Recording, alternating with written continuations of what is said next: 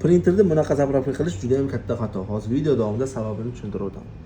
Qaranglar, bular maksimal sig'idan ham o'tkazib olingan zapravka.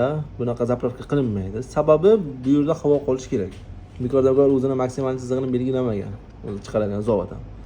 Har qanaqa Canonda ham, Epsonda ham o'zini maksimal sig'i bor. Undan o'tkazib orilmaydi. Sababi bu yoqda mana tepasida ham havo qolishi kerak. Chunki printer mana bunaqa sistemada ishlaydi. Mana bu karetka. Mana bu galofga turadigan joyi. Mana bu o'ng tarafda buni uyachasi bor.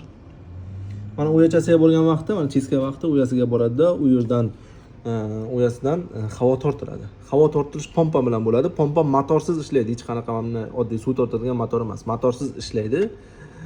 O'sha pompa havoni siqish natijasida, bu yerdan havo ham davleniya berib, u yerdan havoni siqish natijasida rang tortiladi.